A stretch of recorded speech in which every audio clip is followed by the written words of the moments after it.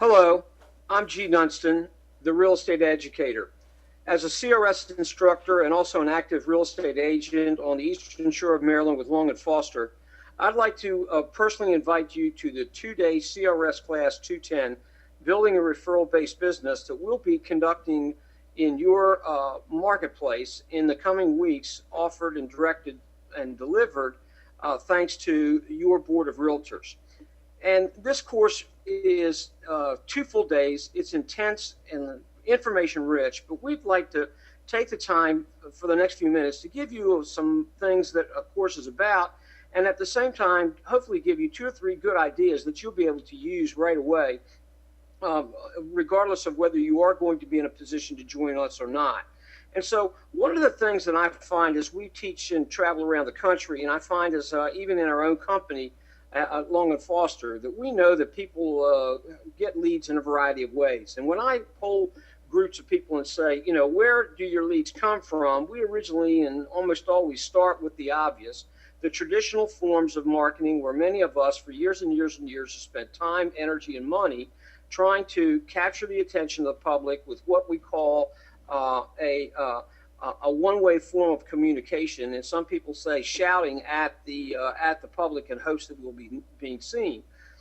Maybe that's newspapers, maybe that's yard signs, maybe that's the internet, could be open houses, maybe it's floor time where we hope somebody will come in as a result of what the office has done.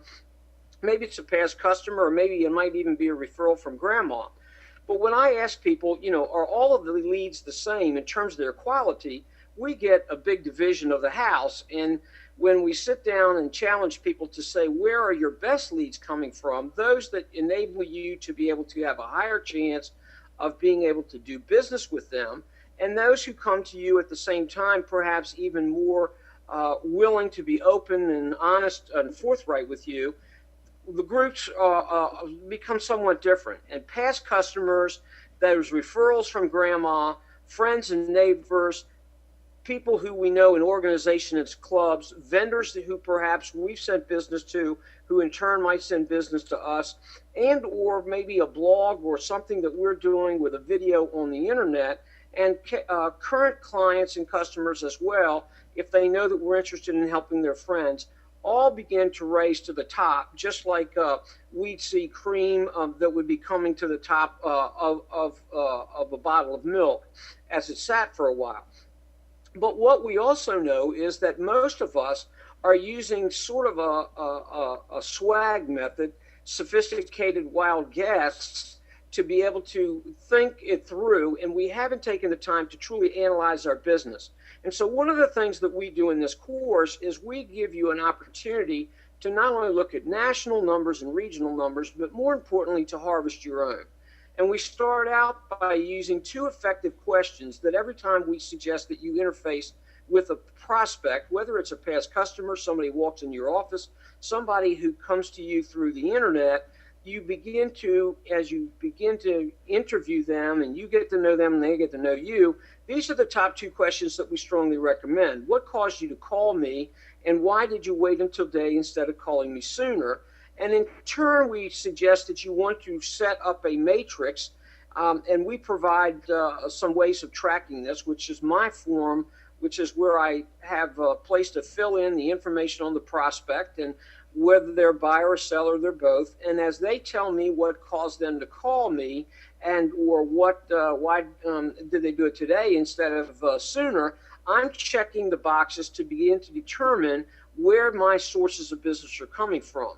And we do this every month, and then as those leads turn into appointments, we transpose the information from the previous list, and as they go to appointments in perhaps the following month to an actual closing, which is what we're all about, now I can begin to see, and it becomes obvious as we do this each and every month, in 3 months and 6 months and throughout a year, we begin to see where have we been spending our time, where are we spending our money, but where are we getting the rates of return, and which ones are generating the highest rates of return? Because what's important is, do you really want to go after strangers? Who are they and what are they like, and what is it going to take to be able to get to them? Or would you rather deal with repeat people, for those of you who have been in the business for quite a while? Many of us have that. And or would you rather get referrals from people that you know, whether you've done business or not with them? And by knowing what they want and what they like and learning how to do that, we end up with what's called networking. Now, networking on its own is a buzzword, but as a practical matter, when we boil it down today, we're seeing a shift in the industry, and that is that we're moving away from being a transaction-oriented group where people call us strictly to do the transaction itself, listing or selling and hoping a result comes. But of more importance today, it's about a relationship. We want to make sure that we're building the relationship. It's the quality of your relationships that's going to determine their fate as well as yours. It's not about closing a deal anymore. It's really about getting that closing in that relationship for life, because they all have friends and followers who are looking for advice. Today, most people have not been turning to the real estate agent. Why? Because they think we only need them, or we only need to be used for their purposes, rather, to do the transaction, when in fact they are turning instead then just for general information about neighborhoods, communities, and whether and where they should buy and when or whether they should sell. They're turning to lots of people that are not equipped to do it, although they are well-intended friends. And the result is that they're confused and misinformed, and we all have experienced or know somebody in an office where they were excited about doing something and then at the last minute changed their mind because 2 or 3 of their friends thought they should be in another place or another at another time or another price range based on the small amount of information they know about that friend, which may be contradictory to what you're doing based on an in-depth relationship. So what does the public want today? The public is, in a sense, which we get into in great detail in this course, is now looking for people that they can go to for advice, good thought leaders, people who are really trustworthy and knowledgeable. Countless surveys say, I want an advocate when it comes to everything that's important in my life.